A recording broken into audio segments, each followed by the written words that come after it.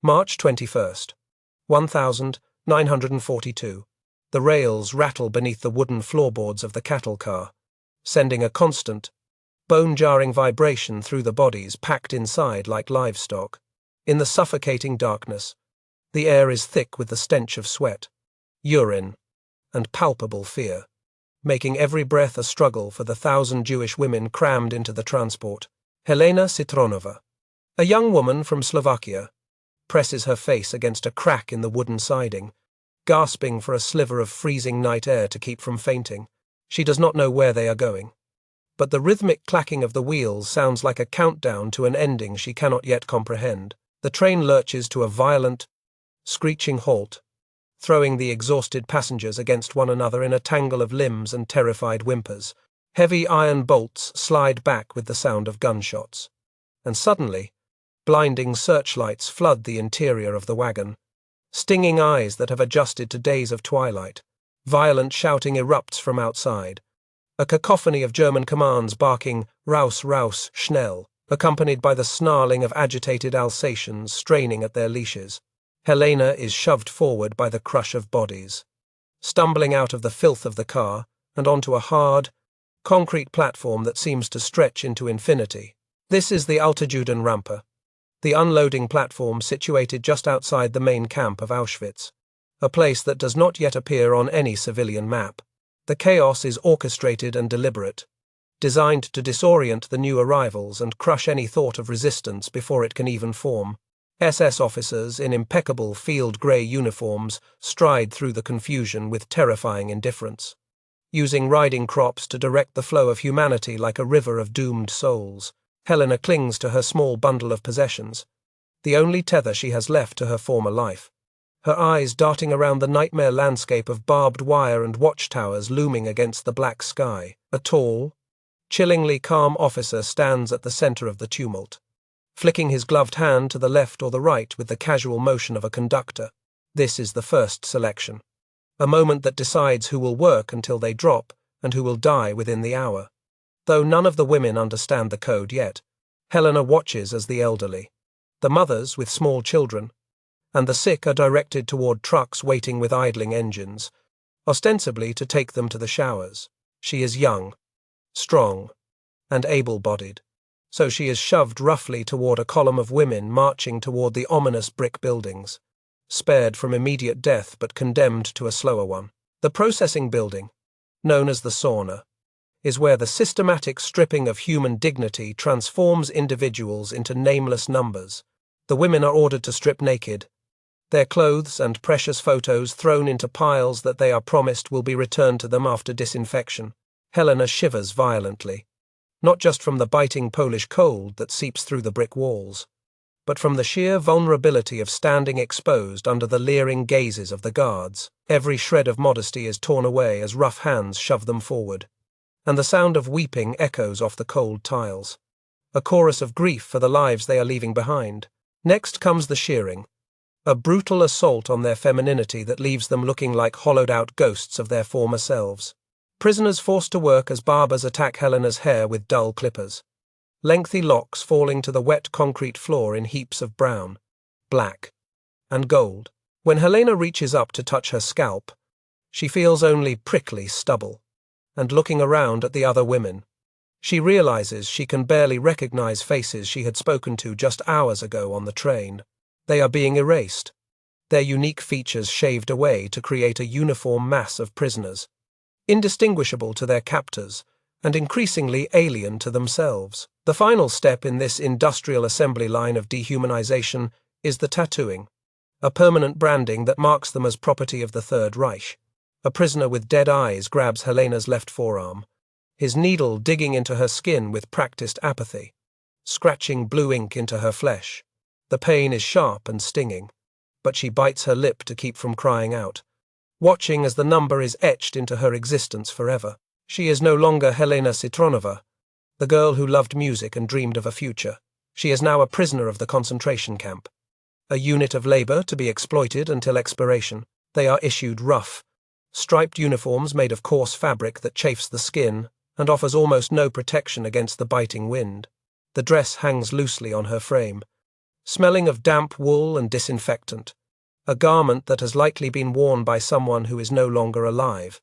Helena pulls the thin material tighter around her body, stepping out into the camp compound where the mud sucks at her wooden clogs. The vastness of Birkenau reveals itself in the grey light of dawn, a sprawling city of wooden barracks stretching to the horizon, surrounded by electrified fences that hum with a lethal current. Survival in Auschwitz is a matter of luck, timing, and the specific work detail to which a prisoner is assigned. Helena is fortunate, though the word feels perverse in this context, to be assigned to the Canada Commando. This specialized unit works in the vast warehouses located near the crematoria, where the luggage and possessions of the murdered victims are sorted, categorized, and packaged for shipment to Germany. The prisoners call it Canada because, in their minds, the country of Canada represents a land of immense riches and plenty, and the warehouses are overflowing with the stolen wealth of Europe's Jews. Entering the Canada warehouse for the first time, Helena is struck by a surreal and sickening sight that defies the poverty of the rest of the camp. Mountains of suitcases, piles of shoes reaching toward the rafters, and heaps of eyeglasses create a landscape of absence, each object representing a human being who has vanished into the smoke. There are furs, silks, jewelry, pots, pans, and children's toys. A chaotic bazaar of tragedy where the aroma of expensive perfume mingles with the stench of the nearby chimneys. It is here that Helena must work, sorting through the remnants of destroyed communities, finding warmth and occasionally food amidst the plunder of the dead. The work is physically demanding and emotionally shattering, as every item she touches tells a story of a life interrupted. She unfolds a dress that might have been worn to a wedding, or pairs tiny shoes that once belonged to a toddler, forcing herself to detach her mind from her hands. The SS guards patrol the aisles, watching for any sign of theft or sabotage, their eyes sharp and looking for an excuse to punish. Yet, Canada offers privileges that the rest of the camp can only dream of, such as the ability to grow out her hair and wear civilian clothes found in the luggage, provided they are marked with a red stripe. Among the guards who patrol this kingdom of goods is a man whose reputation for brutality has already whispered its way through the barracks. The prisoners speak of him with a mixture of terror and caution, knowing that his mood can shift like the wind on the plains. He is young, handsome in the severe manner of the SS, and carries himself with an arrogance that suggests he believes he owns the world and everyone in it. Helena keeps her head down, focusing intently on folding a pile of men's shirts, trying to make herself invisible whenever the heavy boots of the guards echo on the wooden floorboards near her station. The atmosphere in Canada is a bizarre microcosm of normal life twisted into a grotesque parody, where prisoners are surrounded by luxury while living in squalor. They find food hidden in the lining of coats, salami, chocolate, bread, and they eat it quickly and furtively, knowing that getting caught means a severe beating or death. This stolen sustenance gives the women of Canada a physical robustness that the skeletal prisoners in the main camp lack. Helena learns quickly that to survive here, she must become part of this grey economy, trading risks for calories, all while standing in the shadow of the chimneys that belch fire into the night. One afternoon, the routine of sorting is broken by the arrival of a new transport, the sounds of screaming and dogs barking drifting through the wooden walls of the warehouse. Helena pauses, her hands trembling over a silver hairbrush, as she realizes that the fresh influx of luggage means thousands more have just arrived on the ramp. The cycle is relentless, a machine that never stops feeding, and she feels a crushing sense of hopelessness threaten to buckle her knees. She looks at the other women, their faces hardened masks of survival, and forces herself to continue working, knowing that stopping is not an option. As the sun begins to set, casting long, blood-red shadows across the camp, the women are marched back to their barracks for roll call. They stand in rows for hours, shivering in the cold, while the SS count and recount them to ensure no one has escaped the cage. Helena looks toward the barbed wire, the electric lights buzzing to life, and wonders if she will ever see the world outside those fences again. In this place of death, where hope is a dangerous liability, she does not yet know that her path is about to collide with the enemy in a way that will defy all logic and reason. SS Unterscharführer Franz Wunsch is a man composed of terrifying contradictions. a figure who strides through the mud of Birkenau with the swagger of a conqueror. To the male prisoners in the main camp, he is known simply as the Beast, a sadist who revels in the physical destruction of those he deems enemies of the Reich. He has been indoctrinated since his youth in the Hitler Youth, his mind sharpened into a weapon of the state, viewing the Jewish population as a cancer to be excised. Yet, within the confines of the Canada warehouse, his brutality undergoes a disturbing metamorphosis, softening into a possessive, almost paternal dominance over the female prisoners who sought the stolen loot. The warehouse commando is his personal fiefdom, a place where he plays the role of a strict but occasionally benevolent feudal lord amidst the mountains of luggage. He walks the aisles not with a truncheon raised to strike, but with hands clasped behind his back, observing the women with a gaze that is unsettlingly intense, while other guards see only labor units to be worked to death. Wunsch seems to see something else in the women of Canada, perhaps a reflection of the domestic life he has left behind in Vienna. This strange behavior makes him unpredictable, as the prisoners never know if they are dealing with the sentimental young man or the hardened executioner. It is a Tuesday in late 1942, a date that holds no significance to the prisoners struggling to survive another 24 hours, but carries great weight for the SS. It is Franz Wunsch's 20th birthday, an occasion that would typically be celebrated with schnapps and camaraderie in the SS canteen, far away from the filth of the prisoners. However, the arrogance of the young guard demands a tribute from his subjects, a desire to be acknowledged by the very people he holds in captivity. The atmosphere in the warehouse shifts as the capo, a prisoner functionary with the power of a minor tyrant, barks out an order that freezes the blood of every woman present. The capo announces that the Unterscharführer desires entertainment to mark his special day, specifically a song to break the monotony of the sorting work. Panic ripples through the ranks of the women, for drawing attention to oneself in Auschwitz is usually a prelude to disappearance, and performing for an SS officer is a high-wire act with no safety net. Eyes dart around the room, avoiding the gaze of the capo, until the choice falls upon Helena Citronova. Her friends know she has a beautiful voice, a remnant of a cultured life before the war, and in a desperate bid to satisfy the guard, she is shoved forward into the center of the aisle. Helena stands trembling before the young SS man, her striped uniform hanging loosely on her frame, her hands clutching the fabric of her skirt to hide their shaking. Wunsch sits on a crate of stolen goods like a king on a throne, his uniform immaculate, his boots polished to a mirror shine that reflects the dim light of the warehouse. He looks at her with an expression of expectant curiosity, his blue eyes locking onto hers with a piercing intensity that strips away her defenses. The silence in the vast room is absolute, the rustling of clothes and the clatter of shoes ceasing as hundreds of women hold their breath, waiting to see if Helena will live or die. She knows she must sing, but her mind races to find a song that will not offend him, a melody that might bridge the abyss between killer and victim, summoning every ounce of courage she possesses. She chooses a popular German tune she learned years ago, a song titled Liebe war es nie, or It Was Never Love. The irony of the title is lost on no one, a bitter commentary on the twisted reality of their existence. But she forces the words out past the lump in her throat. Her voice starts as a fragile whisper, barely audible over the wind rattling the wooden walls, but slowly gains strength and resonance. As the melody fills the dusty air of the warehouse, a transformation takes hold of Franz Wunsch. Visible to everyone watching in the shadows, the sneer of authority fades from his lips, replaced by a look of genuine wonder, as if the music has momentarily transported him away from the crematoria and back to a civilized world. He leans forward, his posture softening, the beast within him lulled into a temporary slumber by the sorrowful beauty of the Jewish girl's voice.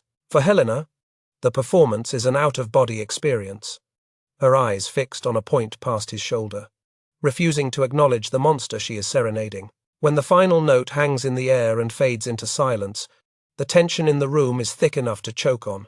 Wunsch does not applaud such a gesture would be beneath his station, but he nods slowly, a small, tight smile playing at the corners of his mouth.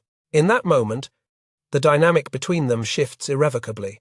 He no longer looks at her as just another number to be processed, but as a distinct individual who has touched something dormant in his soul. This is the moment of ignition, the spark of an obsession that will become as dangerous to Helena as the gas chambers themselves. Instead of a blow or a dismissal, Wunsch quietly orders her to return to her work, his voice lacking its usual bark of command. As she scuttles back to her pile of laundry, she can feel his eyes burning into her back, a sensation that makes her skin crawl with a mixture of relief and revulsion. She has survived the encounter, but she has also unwittingly stepped into a trap, becoming the object of an SS officer's fixation. In the warped morality of the camp, being the favorite of a guard is a double-edged sword, offering potential protection while simultaneously painting a target on her back for every other authority figure. In the days that follow, the change in Wunsch's behavior toward Helena becomes impossible to ignore, whispering through the ranks of the Canada Commando like a draft. He begins to hover near her workstation, finding excuses to inspect the sorting in her specific sector, his presence a looming shadow over her daily tasks. He stops shouting at her, his tone dropping to a conversational level that is terrifying in its normalcy, asking her small questions about her life before the war. Helena answers in monosyllables, keeping her eyes downcast, terrified that any wrong word could shatter the fragile truce and unleash the violence she knows lurks beneath his surface. Then comes the moment that cements the absurdity of their situation, an act of madness that defies the strict racial laws of the Third Reich. While passing her aisle, Wunsch slips a small, folded piece of paper onto her work table, moving with the sleight of hand of a magician. Helena waits until he has moved on before unfolding the scrap, her heart hammering against her ribs as she reads the German script scrawled in pencil. The note contains a confession that makes her stomach turn. "I have fallen in love with you." The words stare up at her, grotesque and impossible. A declaration of affection from a man who is part of the machine designed to exterminate her people. Helena's immediate reaction is one of visceral disgust and blinding hatred, a rejection of his humanity in the face of his uniform. She sees him not as a suitor, but as a murderer, a man who smells of the smoke that drifts from the chimneys day and night. She wants to tear the note into confetti and throw it in his face, to scream that she hates him and everything he represents. But the instinct for survival is stronger than her pride, and she knows that rejecting an SS officer is a suicide mission. She destroys the note quietly, hiding the pieces, trapping the secret inside her chest like a stone. Despite her internal revulsion, the tangible benefits of his obsession begin to manifest in small, life-saving ways. When the other guards are on a rampage, beating women for moving too slowly, Wunsch intervenes, steering the violence away from Helena's section of the warehouse. He starts bringing her extra rations, wrapping bits of sausage or bread in paper and leaving them where she can find them. Calories that mean the difference between strength and starvation. Helena eats the food with tears of shame stinging her eyes, hating herself for accepting his charity but knowing she cannot afford to starve. The other women in the commando notice the special treatment, and the atmosphere around Helena grows complicated, a mix of envy, judgment, and pity. They whisper that she has become the SS whore, a label that stings worse than a slap, though she has done nothing but try to stay alive. Yet, even her critics enjoy the residual safety of working near her, as Wunsch's protective circle extends slightly to those in her immediate vicinity. Helena learns to navigate this minefield, walking a razor-thin line where she must placate the monster without losing her own soul. As winter deepens and the snow begins to bury the camp in a white shroud, Helena realizes that she is trapped in a psychological cage within the physical one. Wunsch's love is a heavy, suffocating blanket, a possessive force that demands her gratitude while he holds the keys to her execution. She does not know it yet, but this twisted relationship is about to face its ultimate test, a trial by fire that will force her to bargain with the devil for something far more precious than her own life. The train whistle blows in the distance, signaling a new arrival, and with it, a tragedy that will bind them together in blood. The spring of 1944 brings a chaotic acceleration to the machinery of death at Birkenau, marking the beginning of the extermination of the Hungarian Jews. The ramp is no longer just a place of arrival, but a continuously moving conveyor belt of human misery, with trains arriving so frequently that the crematoria cannot keep pace with the volume of victims. For Helena Citronova, The days blur into a numbing cycle of sorting clothes that are still warm from the bodies of their owners. A grim reminder of the proximity of the gas chambers. The air is permanently thick with a sweet, cloying smoke that clings to the skin and coats the throat. A physical manifestation of the thousands disappearing every day just a few hundred yards from the Canada warehouses. Amidst this industrial slaughter, a sudden jolt of personal horror pierces the protective shell Helena has built around her emotions. While sorting through a fresh pile of discarded coats, her hands freeze upon recognizing a garment that belongs to a world she thought she had left behind forever. It is a coat she knows intimately, one that brings a flood of memories from Slovakia. And panic seizes her chest with the grip of a vice. She rushes to the small, barred window of the warehouse, peering out toward the path leading to Crematorium 4. Her eyes scanning the column of doomed women and children stumbling toward their deaths. There, amidst the grey mass of exhausted faces, she spots her sister, Rosa, clutching the hands of her two small children. The sight strikes Helena with the force of a physical blow, stripping the breath from her lungs and sending the room spinning around her. Rosa is walking unknowingly toward the gas chamber, her face etched with the same confusion and terror that Helena felt years ago, but her fate is sealed by the children at her side.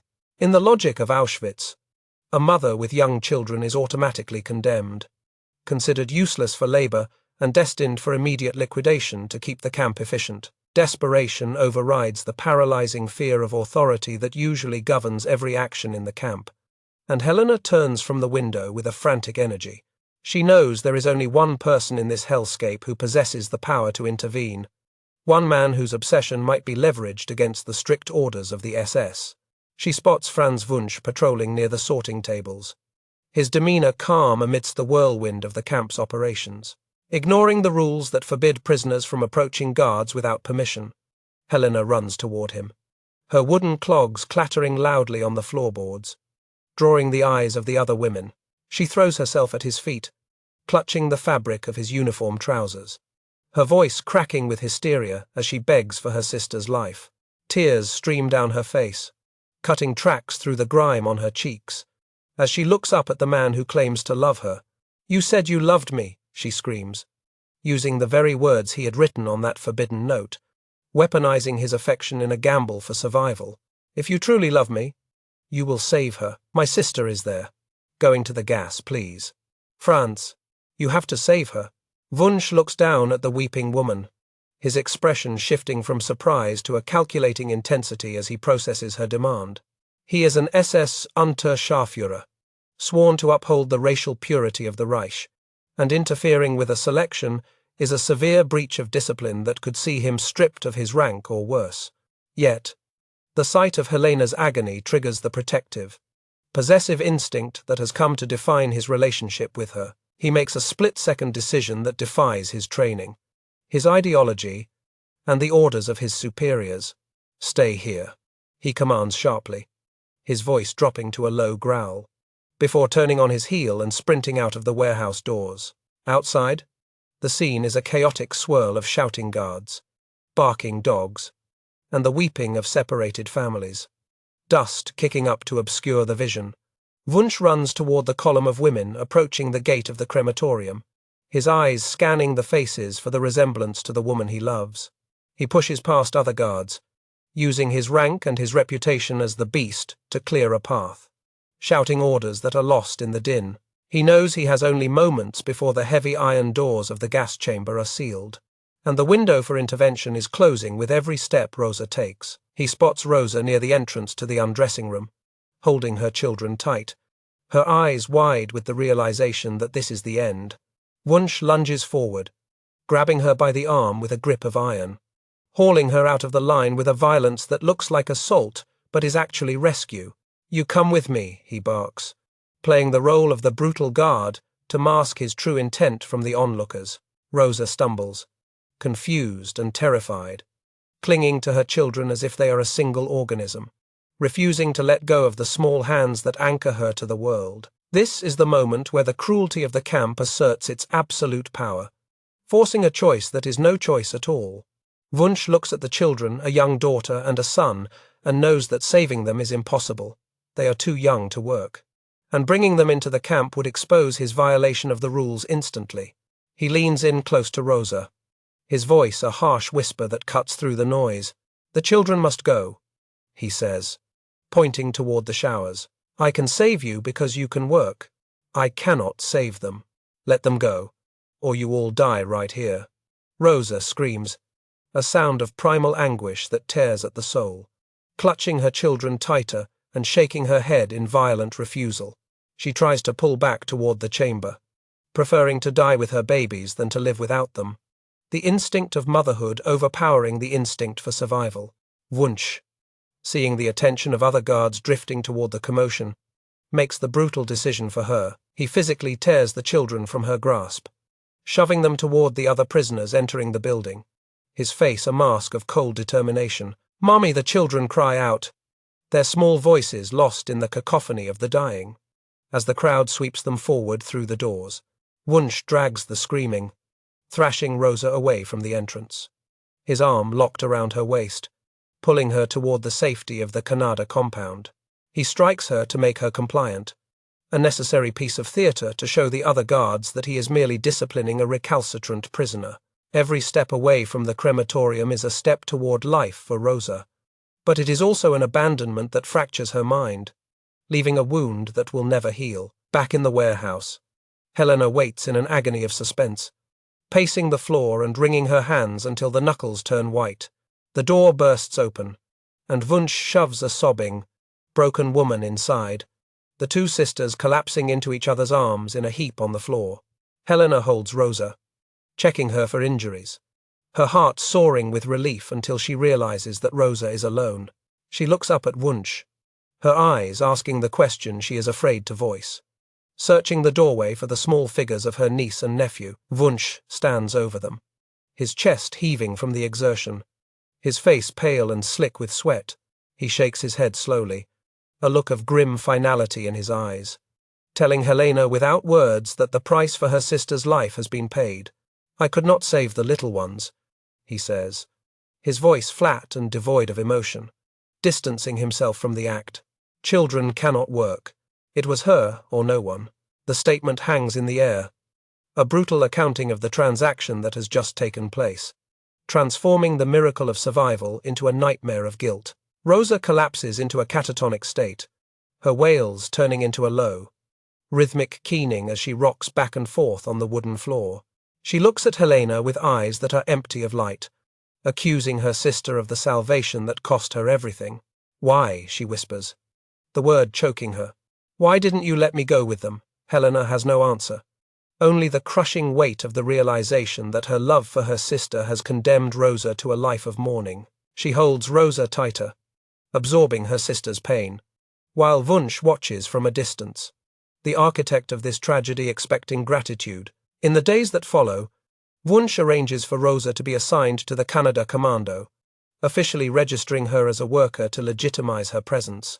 He brings her a striped uniform and shoes that fit, integrating her into the privileged hierarchy of the warehouse under his protection. To the camp administration, she is just another number saved for labor. To Helena, she is a living ghost, a constant reminder of the moral compromises required to survive. Rosa works mechanically, her hands sorting the clothes of dead children with a terrifying detachment, her soul having remained behind in the gas chamber. The dynamic between Franz and Helena shifts irrevocably after the rescue, the bond between them hardened into something unbreakable and terrible. Helena now owes him a debt that can never be repaid, a blood debt that binds her to the SS officer more tightly than any chain. She hates him for the system he serves, for the murder of her niece and nephew. Yet she must love him, or pretend to, because he is the only reason her sister is still breathing. This complexity gnaws at her, creating a dissonance in her heart where gratitude and revulsion exist side by side. Wunsch, for his part, sees the rescue as the ultimate proof of his devotion, a grand romantic gesture twisted by the logic of the Holocaust. He believes he has played the hero, risking his own standing to save the family of the woman he loves. Blind to the monstrosity of the choice he forced, he begins to view them as a strange, surrogate family unit, spending more time in their section of the warehouse. offering small kindnesses that feel grotesque against the backdrop of the smoking chimneys. He has saved Rosa's body. But in doing so, he has claimed ownership over their lives in a way that is absolute. As the summer heat intensifies, bringing with it the stench of decay from the overflowing mass graves, Helena realizes that she has made a pact with the devil. She is alive, and her sister is alive, but they are walking through the valley of the shadow of death, guided by one of the demons. The war rages on. The Red Army is still far away, and in the claustrophobic world of the warehouse, the lines between victim and perpetrator blur into a grey fog. Helena looks at Franz Wunsch and sees her savior and her jailer, a duality that will haunt her long after the fences are torn down. The Canada warehouse evolves into a surreal domestic sphere within the electrified perimeter of Birkenau, a kingdom of stolen luxury where the laws of the outer camp are temporarily suspended. Surrounded by the remnants of destroyed Jewish communities, Franz Wunsch and Helena Citronova carve out a fragile, clandestine existence hidden among the mountains of luggage. The air here smells of mothballs and stale perfume rather than burning flesh, creating a sensory dissonance that allows for the growth of something forbidden. In this twilight zone, the SS guard and the Jewish prisoner begin to enact a distorted version of courtship, played out in the shadows of the sorting tables, while the genocide grinds on just beyond the wooden walls. Their interactions are defined by a language of subtle gestures and stolen glances, a dangerous dance performed under the noses of the other guards and prisoners. Wunsch no longer needs to bark orders at her. Instead, he communicates with a nod or a shifting of his eyes, directing her to safer areas of the warehouse. He creates a protective bubble around her workstation, a zone where the brutality of the SS cannot penetrate. Standing guard like a sentinel, to an outside observer, he appears to be supervising a prisoner, but to Helena, his presence has transformed from a threat into a shield, a constant reassurance that she will live to see another sunset. The currency of their romance is food, the most precious commodity in Auschwitz, which Wunsch smuggles to her with the sleight of hand of a magician. He slips biscuits, pieces of salami, or extra rations of bread into the pockets of her sorting apron when he passes by, his movements fluid and practiced. These offerings are not merely gifts but lifelines, providing Helena and her sister Rosa with the caloric strength to resist the diseases that ravage the skeletal inmates of the main camp. Helena accepts these tributes with trembling hands, eating them quickly and furtively, the taste of sustenance mixing with the bitter aftertaste of her compromised morality. Beyond the physical sustenance, they exchange dangerous scraps of paper, notes scribbled in haste that carry messages of affection and reassurance. Wunsch writes to her about his life in Vienna, his dreams for a future after the war, and his feelings that defy the racial laws he is sworn to uphold. Helena reads these missives in the privacy of the latrine, destroying them immediately afterward. For being caught with a love letter from an SS man would mean instant execution for both. She responds occasionally, writing words that navigate the razor's edge between genuine gratitude and the calculated necessity of keeping her protector happy. A profound internal war rages within Helena, tearing at her conscience as she struggles to reconcile the man she knows with the uniform he wears. She sees his hands, which have beaten prisoners and selected victims for death, now offering her gentle touches and words of comfort. There are moments when she forgets he is the beast, seeing only a young man who looks at her with adoration, and in those terrified seconds, she feels a flicker of answering warmth. This involuntary affection fills her with self-loathing, a guilt that is heavier than the physical labor she performs, as she wonders if she is betraying her people by humanizing their executioner. The physical aspect of their relationship is constrained by the terror of discovery, limited to brushings of hands and whispered conversations in the blind spots of the warehouse. There are no grand romantic embraces, only the desperate, hurried friction of bodies passing in narrow aisles, charged with the electricity of fear. Once, he manages to bring her a pair of warm, sturdy boots, kneeling to help her put them on in a gesture that reverses the master-slave dynamic of the camp. The intimacy of him touching her feet, ensuring she is protected from the freezing mud, binds them together in a secret pact that feels more profound than any sexual encounter. The other women of the Canada Commando watch this unfolding drama with a complex mixture of jealousy, resentment, and pragmatic acceptance. They label Helena with derogatory names, whispering SS whore when she is out of earshot, judging her for sleeping with the enemy to save her own skin. Yet, these same women cling to her proximity, knowing that Wunsch's leniency extends to anyone in Helena's immediate orbit, creating a localized zone of safety. They eat the scraps of food she shares with them, swallowing their judgment along with the bread. Complicit in the very arrangement they condemn, Rosa, working silently beside her sister, observes the relationship with the haunted eyes of a woman who has lost everything but her life. She benefits directly from Wunsch's obsession, wearing the warm clothes he provides and eating the extra rations. But her silence is a heavy weight between the sisters. She understands that Helena is paying a price with her soul to keep them both alive, a sacrifice that is as brutal as any physical torture. Rosa never explicitly approves or condemns, but her presence is a constant reminder of the transaction that initiated this affair, her life in exchange for Helena's compliance. For Franz Wunsch, the relationship is a romantic escape from the grim reality of his duties, a fantasy world where he is a chivalrous knight rather than a mass murderer. He convinces himself that what exists between them is pure, blinding himself to the inherent coercion of an armed guard courting a prisoner who cannot say no. He begins to take insane risks, such as leaving his post to visit her, or falsifying work records to keep her in the warehouse when selections for transfer loom. His obsession deepens into a mania, where the safety of this one Jewish woman becomes more important to him than the victory of the Third Reich.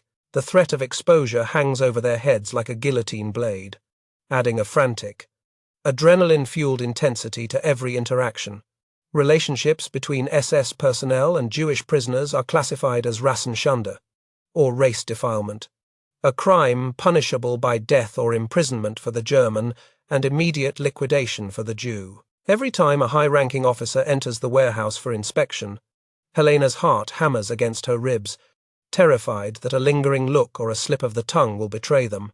They are playing a game of Russian roulette with a fully loaded gun, surviving only because the chaos of the camp provides a cover for their indiscretions. The setting of their romance highlights the grotesque absurdity of the Holocaust, as they whisper sweet nothings surrounded by the looted wealth of a murdered continent. They stand amidst piles of prayer shawls, baby carriages, and wedding rings, the artifacts of extinction serving as the backdrop for their stolen moments.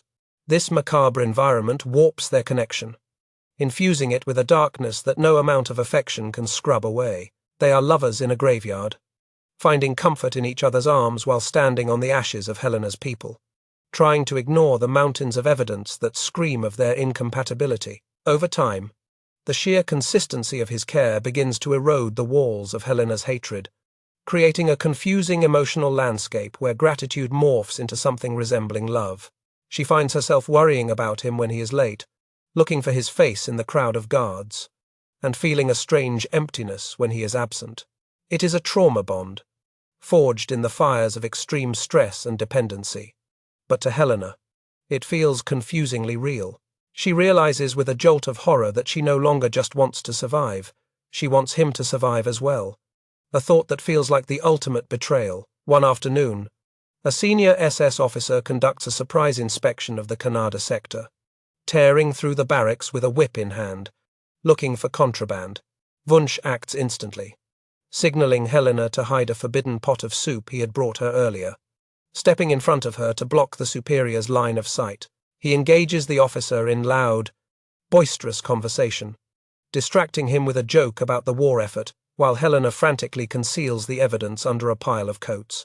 The moment passes, the officer moves on, and Wunsch looks back at her with a conspiratorial wink that makes her knees weak with relief. The intensity of their bond is magnified by the knowledge that the world outside is burning, and their time is borrowed.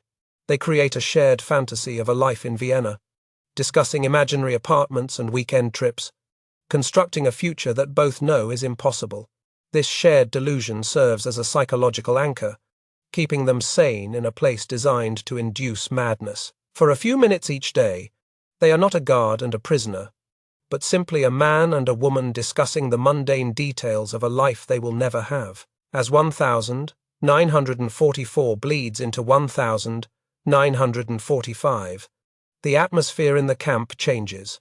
The distant rumble of artillery signals the approach of the Soviet front. The air raid sirens wail more frequently, and the frantic pace of the extermination slows as the Nazis begin to panic about the approaching enemy. The illusory safety of the warehouse begins to fracture, as rumors of evacuation and the liquidation of the camp spread like wildfire among the prisoners. Helena and Franz know that their time in this strange limbo is running out, and the real world, with its judgment and its armies, is coming to crash down upon them. The winter of 1944 descends upon Auschwitz-Birkenau with a ferocity that matches the crumbling fortunes of the Third Reich. A bitter wind howls across the Polish plains, driving snow through the gaps in the wooden barracks and freezing the mud into jagged ridges of ice that cut through thin soles. But the cold is no longer the only threat. The ground trembles with a new rhythm, a distant, thunderous rolling that grows louder with each passing day. It is the sound of Soviet artillery pounding the German lines to the east, the harbinger of liberation for the prisoners and the signal of doom for their captors. The sky, usually choked with the smoke of the crematoria, is now frequently crisscrossed by Allied bombers, leaving contrails that look like white scars against the heavy grey clouds. Panic infects the SS ranks like a contagion, shattering the disciplined order that has defined the camp's operation for years. The industrial efficiency of mass murder is replaced by a frantic, disorganized effort to erase the evidence of the greatest crime in history before the world discovers it. Helena watches from the warehouse window as the SS engineers rig explosives to the crematoria, the subsequent explosions sending massive plumes of brick dust and twisted metal into the freezing air. Piles of documents, registers, and transport lists are dragged into the courtyards and set ablaze, the charred flakes of bureaucracy mingling with the falling snow like black confetti. The Canada warehouses, once the pride of the camp's looting operation, are now hastily emptied, the stolen wealth loaded onto trucks bound for the shrinking German interior. Inside the warehouse, the work stops being about sorting and becomes a chaotic scramble to pack up the Reich's plunder before the enemy arrives. The air is thick with tension and rumor, the prisoners whispering about the evacuation orders and the terrified mutterings of the guards who know they will be held accountable. Helena and Rosa work with their heads down, sensing that the protective bubble Franz Wunsch created is about to burst under the pressure of the collapsing front. The guards are edgy, their fingers hovering over their triggers, ready to shoot anyone who might delay their own escape. In this atmosphere of collapse, every glance between Helena and Franz carries the weight of a final goodbye, an acknowledgement that their surreal shared world is disintegrating. Franz Wunsch, however, is not focused on saving the Reich's paperwork or its stolen gold. His only priority is the survival of the 2 Jewish women under his care. He moves through the warehouse with a manic energy, scavenging for the warmest items he can find amidst the remaining piles of luggage. Ignoring the orders to pack for shipment, he locates 2 pairs of heavy, fur-lined winter boots, items that are worth more than diamonds in the freezing temperatures of a forced march. He finds thick wool coats, scarves, and extra pairs of socks, creating survival kits that he hides in a secure corner near Helena's station.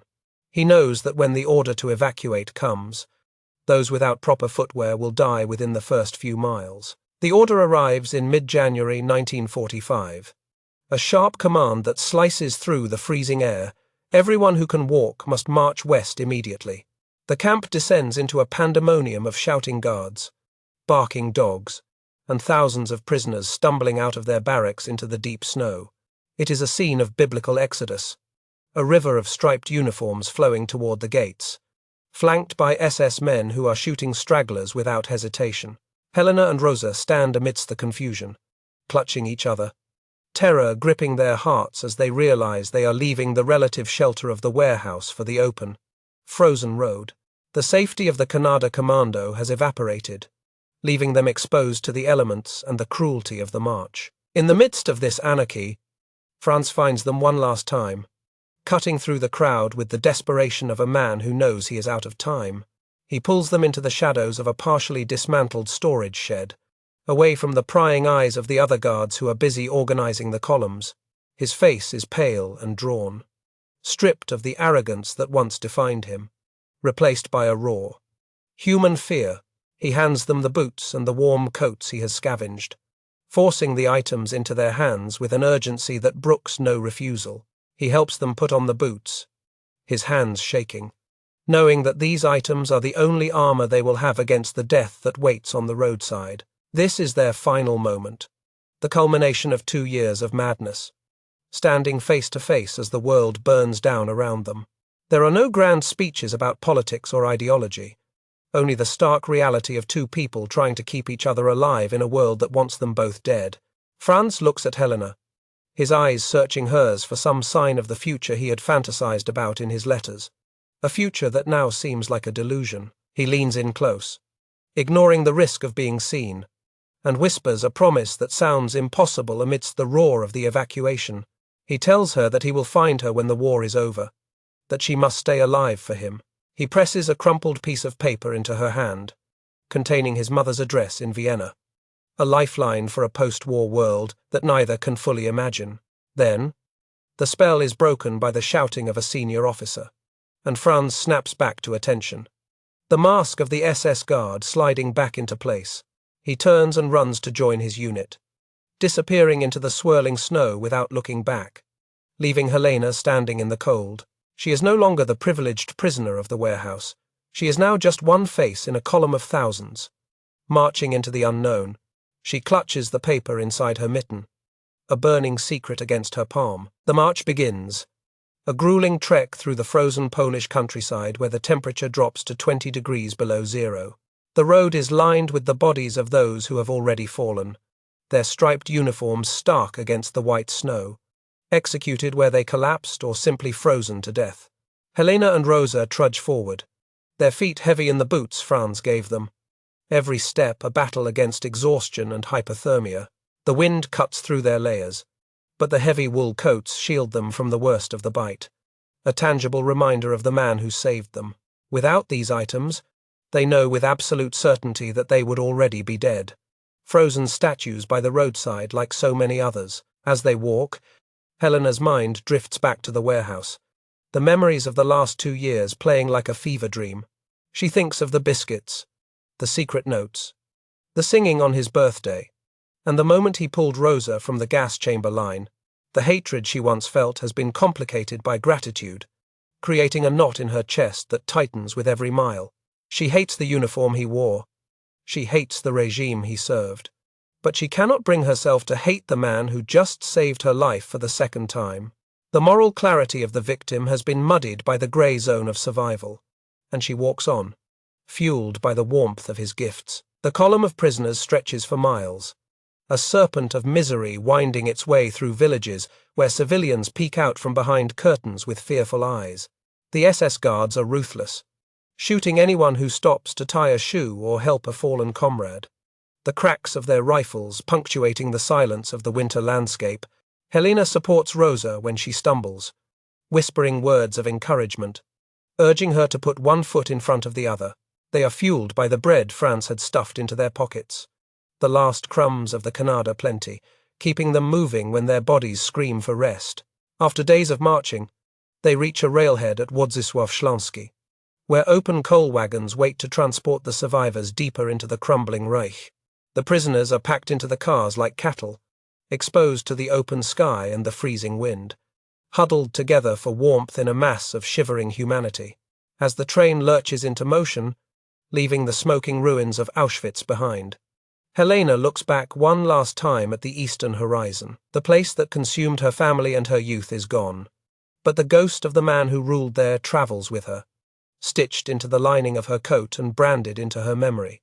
The journey continues for weeks, a blur of other camps Ravensbrück, Neustadt Glue as the Nazis shuffle their prisoners around the shrinking map, running out of places to hide them. But the end is coming. The sound of artillery is now coming from the west as well as the east, closing the vice on Germany. In May 1945, the guards simply disappear one morning, melting away into the forests and shedding their uniforms to blend in with the civilian population. The gates are left open, and for the first time in years, silence falls over the camp, broken only by the chirping of birds. Helena Citronova and Rosa step out into the spring sunlight, alive against all odds, carrying the heavy burden of their survival. The war in Europe ends. The Third Reich collapses into rubble, and the survivors begin the long, painful journey back to the lands of the living. Helena and Rosa return to Czechoslovakia, trying to rebuild lives that have been shattered beyond recognition by the trauma they endured. They carry the physical scars of the camp and the invisible scars of their compromises, the secrets of what they did to survive locked away. Helena hides the piece of paper with the Vienna address, tucking it away in a box of keepsakes. A relic of a past she wants to forget but cannot destroy. She tells no one about the SS officer who loved her, burying the story deep inside the silence of the post-war trauma. Years pass, turning into decades, and the world moves on. Rebuilding cities and drawing new borders, Helena marries, moves to Israel, and tries to construct a normal existence under the hot sun of the Middle East, far from the snows of Poland. But the past is a patient hunter, and the shadow of Franz Wunsch is never far away, lurking in her dreams and in the quiet moments of the night. She wonders if he survived, if he is in prison, or if he is living a quiet life in Vienna, just as they had pretended in the warehouse. She does not know that the wheels of justice are turning slowly, and that the man who once held the power of life and death over her is about to be called to account. Vienna, 1972. The city has long since rebuilt itself from the rubble of the war, burying the scars of the bombings under layers of fresh concrete and Baroque restoration. The streets are clean, the coffee houses are bustling with patrons reading newspapers, and the Danube flows quietly past a society that is eager to forget the darker chapters of its history. In a modest neighborhood, Franz Wunsch lives a life of unremarkable suburban normalcy. A middle-aged man who has successfully blended into the fabric of the post-war economic miracle, he is a husband and a father. A man who goes to work and waves to his neighbors, his face lined with age but still bearing the faint echoes of the handsome youth he once was. To the people around him, he is just another Austrian citizen, but in the quiet hours of the night, he is still the master of the warehouse, replaying the memories of a love affair that flourished in the shadow of the chimneys. The illusion of his anonymity is shattered with a sharp knock on the door, a sound that echoes the terrifying summons of the past. Though now the roles are reversed. The police who stand on his doorstep are not the Gestapo, but agents of the Austrian state, finally acting on the mountains of evidence compiled by Nazi hunters and prosecutors. The second Vienna Auschwitz trial is gathering momentum, a legal reckoning designed to pull the small fish of the camp administration out of the shadows and into the light of justice. Wunsch is arrested and charged with participation in mass murder and crimes against humanity, his specific brutality in the camp cited alongside his role in the selections. As he is led away in handcuffs, he does not look like a monster, but like a confused, aging man who truly believes that his affection for a Jewish prisoner somehow absolves him of the blood on his hands. Thousands of miles away, in the blinding white heat of Tel Aviv, Helena Citronova has built a fortress around her memories, shielding her new life from the horrors of the old. She is now Helena Tahar, a wife and mother living in the state of Israel, a nation forged by survivors who have sworn never again. The humid air of the Mediterranean is a world away from the freezing mud of Poland, and she has spent decades trying to scrub the smell of the crematoria from her skin. She rarely speaks of the camp, and certainly never of the SS guard who loved her, burying that complicated truth deep beneath the silence that many survivors maintain. She watches her children grow, works her job, and tries to convince herself that the girl who sang for the Beast died in 1945. But the past is a tenacious creature, capable of crossing oceans and decades to claw at the door of the present. One afternoon, the mail arrives with an envelope bearing the official stamps of the Austrian Ministry of Justice, a piece of paper that feels heavy with dread before she even opens it. Helena's hands tremble as she tears the seal, her eyes scanning the German legal text that summons her to Vienna to testify in the trial of Franz Wunsch. The name leaps off the page like a physical blow, punching the air from her lungs and sending her reeling back against the kitchen counter. He is alive. He is in prison. And the world wants her to stand in a courtroom and speak about the man who is the architect of both her nightmares and her survival. The summons is followed by a more personal and devastating correspondence, a letter from Franz Wunsch's wife, who has learned of the key witness who might save her husband. The letter is a desperate plea from one woman to another, begging Helena to remember the man who saved her life. Not the soldier who served the Reich. He told me everything, the wife writes, claiming that Franz has never stopped loving her, that he has carried her memory like a sacred relic for 30 years. The letter implores Helena to testify on his behalf, to tell the court about the food, the warm clothes, and the rescue of her sister Rosa. It is a masterful manipulation of guilt, weaponizing the blood debt that Helena has carried in her heart since that day on the ramp. Helena is plunged into a profound moral crisis, a torment that keeps her awake for nights on end as she paces the floor of her apartment. To testify for him feels like a betrayal of every Jew who died in the gas chambers, a desecration of the memory of her niece and nephew who were murdered while she was saved. How can she stand up in a court of law and defend an SS man? How can she look into the faces of other survivors and say that this monster was kind, yet to testify against him, or to refuse to speak of his good deeds, feels like a betrayal of the truth, and the man who literally gave her the gift of life. The binary moral universe of the courtroom, guilty or innocent, cannot contain the grey reality of her experience, where a murderer can also be a savior. The fear of social ostracization in Israel adds another layer of suffocating pressure to her decision. In the 1,970 seconds, the narrative of the Holocaust in Israel is focused on heroism and resistance. The complex, messy stories of survival through compromise are often met with judgment or silence. If she admits to the world that she had a romantic relationship with an SS guard, she risks being branded a collaborator, a whore who slept with the enemy to save her own skin. Her neighbors, her friends, perhaps even her own family might look at her with disgust, but the weight of the truth is heavier than her fear, and she realizes that she cannot let him face the judgment of history without her voice being heard.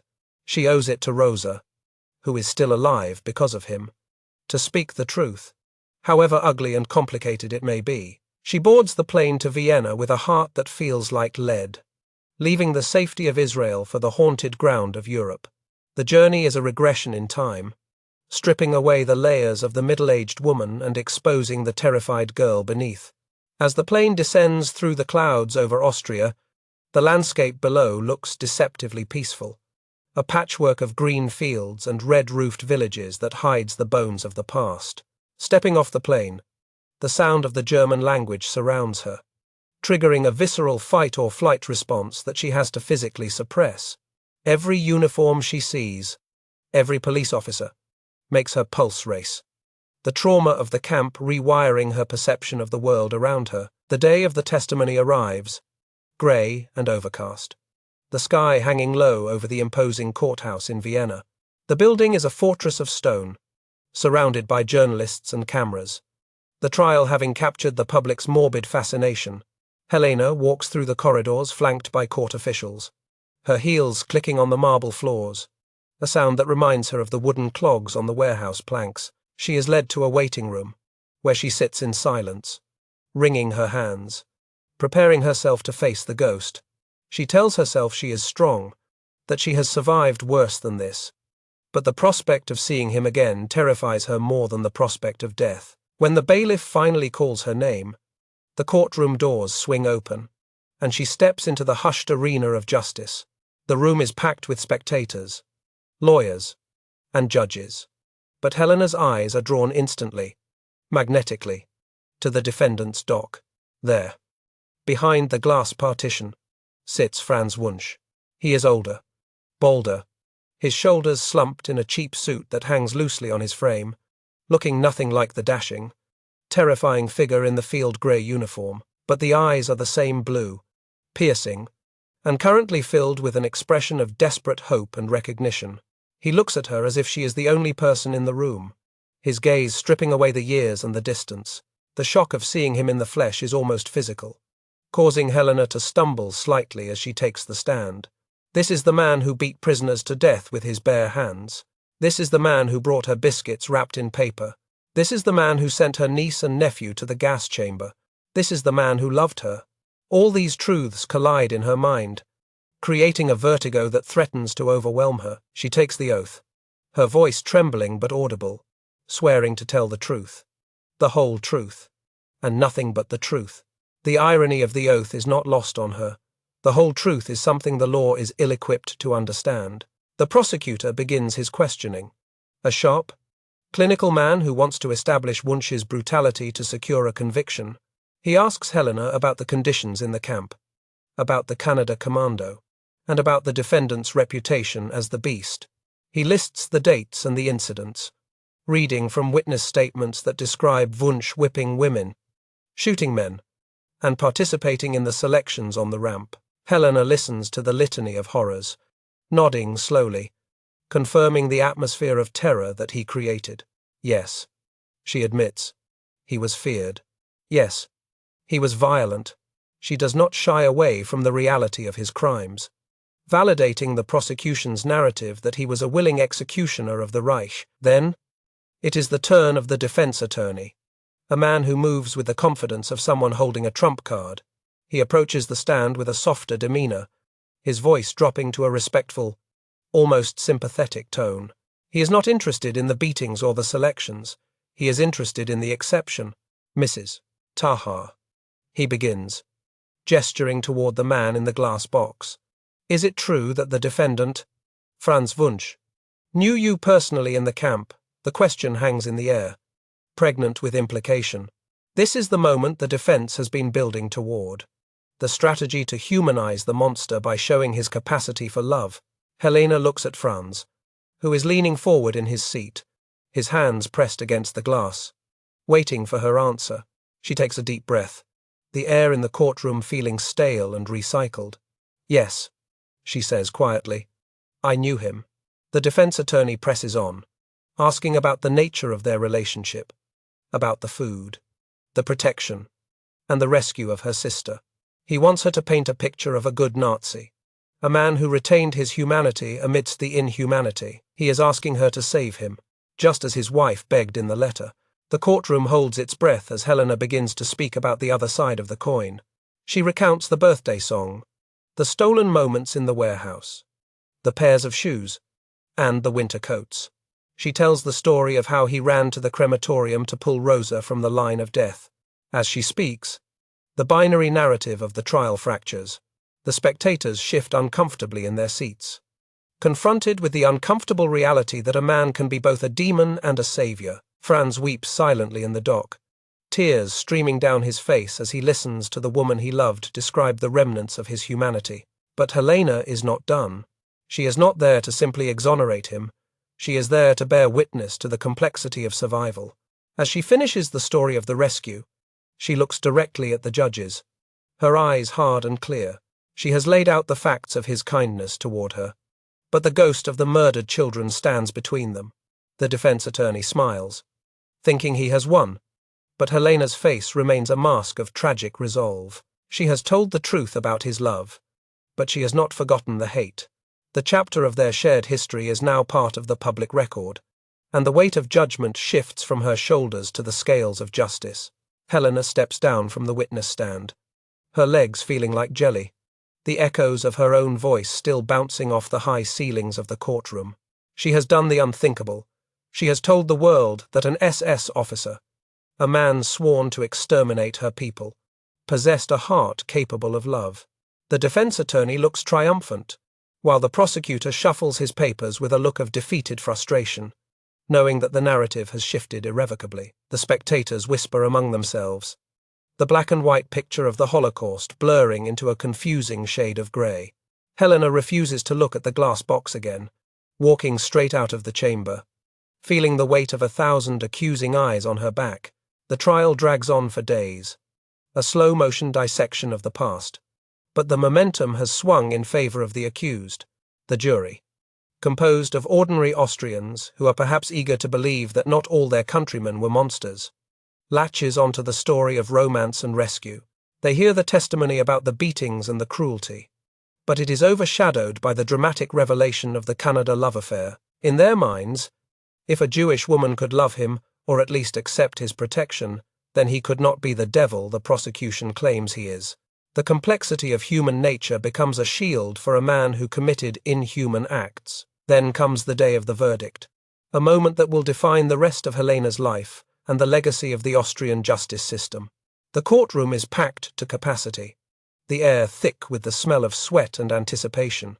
As the judge reads the decision of the jury, "Not guilty," the words ring out like a gunshot, shocking the survivors present and sending a ripple of disbelief through the international press. Franz Wunsch, the man known as the Beast of Birkenau, is acquitted of the charges of murder, the jury finding the evidence insufficient or the statute of limitations applicable to his specific actions.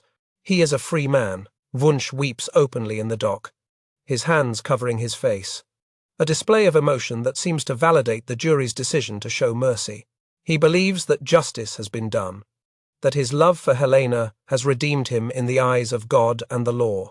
He walks out of the courthouse not as a convicted war criminal, but as a tragic figure of the war, a man who loved a Jewish girl in a time of madness. For him, the acquittal is the final chapter of their romance, a proof that what they had was real and powerful enough to conquer even the judicial system. For Helena, the news of the acquittal is a devastating blow, a physical punch to the gut that leaves her breathless in her Tel Aviv apartment.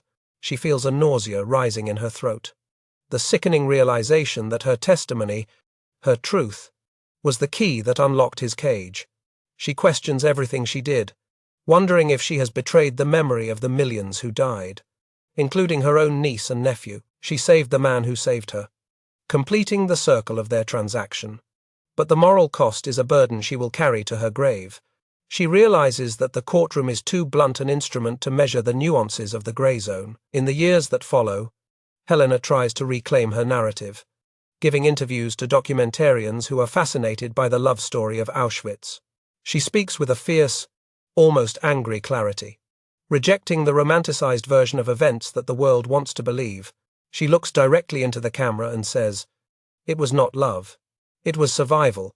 She explains that she hated the uniform, hated the arrogance, and hated the situation. But she loved the fact that he kept her alive. She dismantles the myth of the star-crossed lovers, revealing the raw, ugly truth of a relationship born of coercion and fear. Franz Wunsch lives out the rest of his life in Austria, a free man who never stops talking about the Jewish girl who stole his heart. He keeps a shrine to their time in the camp, photos of Helena cut and pasted next to photos of himself, creating a collage of a life they never shared. He tells anyone who will listen that she was the love of his life, clinging to this delusion as a shield against the reality of his crimes. He dies in 2005, convinced to the end that he was a savior, never fully grasping the monstrous context that made his heroism necessary. Helena outlives him by a few years, passing away in 2007, surrounded by the family that only exists because of the choices she made in the warehouse. Her legacy is not one of romance, but of resilience, a testament to the impossible choices forced upon victims of genocide. She leaves behind a story that refuses to be simple, a narrative that challenges the comfortable boundaries between good and evil. She showed the world that a human being can be both a victim and a beneficiary, a hater and a lover, all within the span of a single heartbeat.